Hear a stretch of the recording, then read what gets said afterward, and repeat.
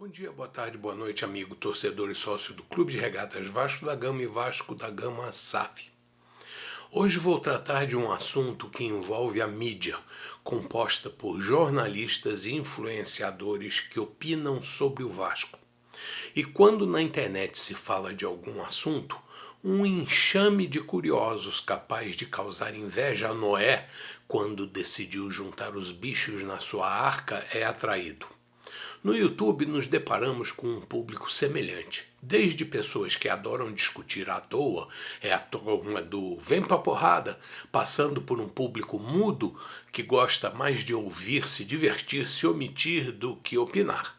Até um não público, que eu chamo de lesados da contracultura, tipo paz e amor, que nem está aí pra internet. E como o Vasco se especializou em consumir seus torcedores sem nada lhes dar em troca, nossa imensa torcida é composta inclusive por pessoas que nem perdem tempo em falar de Vasco.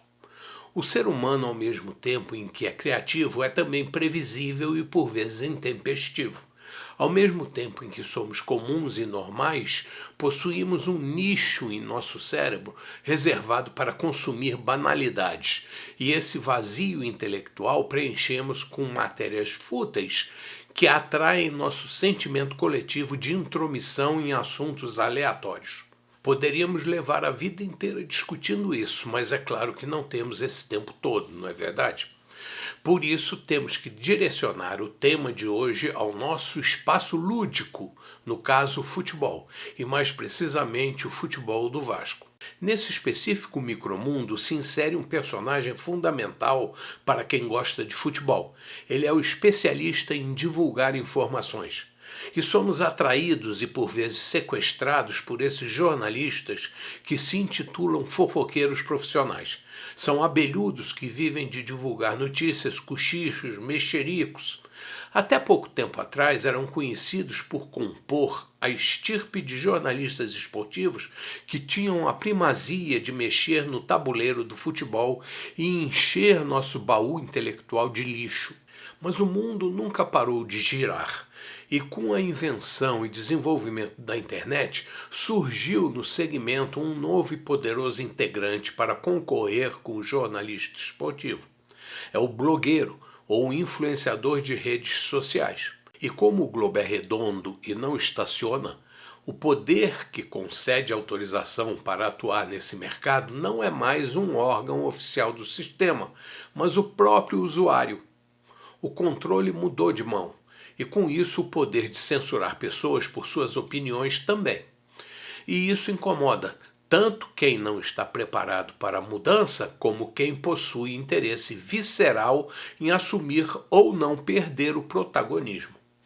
Por exemplo, você acha que o regime não possui interesse em monitorar o que circula nas mídias sociais? Ontem, ouvi num canal de YouTube uma discussão entre os integrantes e seu público sobre um determinado assunto que não vou citar por envolver pessoas e opiniões pessoais que não estou autorizado a publicitar. Bom, mas o assunto girava em torno de um tema social polêmico capaz de fornecer conteúdo para várias dissertações filosóficas, que não é o caso agora, mas há reações das pessoas, sim, seria.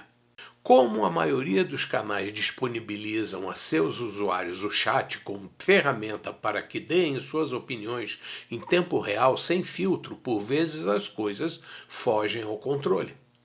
Opiniões extravagantes e ofensas são trocadas ao vivo, diferentemente do que ocorre em ambientes controlados, como na televisão tradicional, onde não há liberdade para se tratar de todos os assuntos. Mas mesmo que as redes sociais sejam livres e atraiam de um e de outro lado pessoas preparadas, também seduzem um zoológico de espécimes, no bom sentido, é claro, que muitos de nós ainda não conhecemos. E assim como vamos ao zoológico para familiarizarmos-nos com exemplares com os quais não temos convívio habitual, na internet, nosso zoológico eletrônico, somos surpreendidos com exemplares tão exóticos que jurávamos não existir ou ter sido extintos há séculos. Claro que isso provoca reações diversas, desde donos de canais completamente despreparados para enfrentar o inusitado, até uma fauna de usuários dos mais diversos gêneros, classes, categorias e padrões. E quando o mundo gira mais rápido do que nossa cabeça pode acompanhar, ficamos confusos e somos obrigados a dar um freio de arrumação para que as ideias se encaixem nas engrenagens cerebrais e não capotemos. A internet é um universo semelhante ao metaverso dos quadrinhos, que não entendemos e não conhecemos nem um pouquinho. Ao mesmo tempo em que olhamos o céu em busca de respostas, constatamos que há mais questionamentos do que soluções nesse nosso mundo tecnológico que nos força a perceber a necessidade de ser muito mais humildes do que somos. E talvez um dia sejamos, mas hoje ainda não. O homem tem um desejo enorme de controlar o ambiente. É o controle do homem pelo homem, que sempre o leva a tomar decisões centralizadas que conduzem o mundo de tempos em tempos ao caos. A ambição, aliada a desvios de caráter nem sempre detectados à primeira vista, cria os monstros que, com suas ideias, valores, crenças e visões, tentam impor aos mansos sua visão tirânica de poder. E o que usei como exemplo e que presenciei ontem foi a antevisão do caos. Os apresentadores ou protagonistas fixos do canal, ao defender seus pontos de vista de forma singular, sinalizaram já estar alinhados à doutrina de nossas escolas de propaganda estatal. E considerando que se tratava de um canal que falava de Vasco, a troca de ofensas entre as partes, além de caracterizar falta de preparo para o diálogo, não ajuda a unificar os torcedores.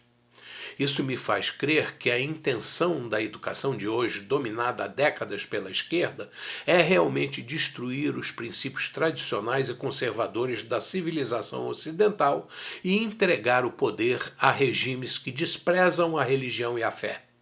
E não se iluda, o Clube de Regatas Vasco da Gama está no caminho de quem odeia o cristianismo e deseja transformar o clube num vassalo do regime comunista.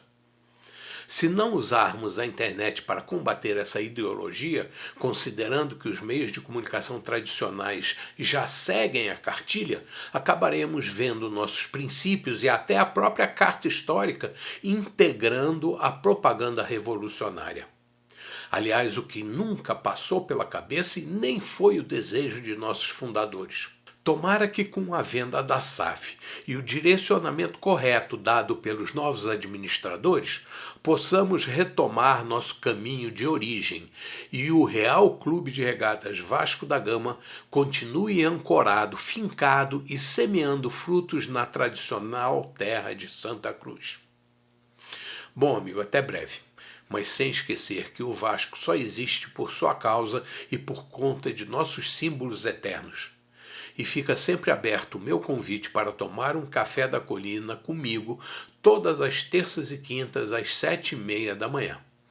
E aproveite para deixar o seu like, compartilhar e comentar para me ajudar a atingir mais pessoas.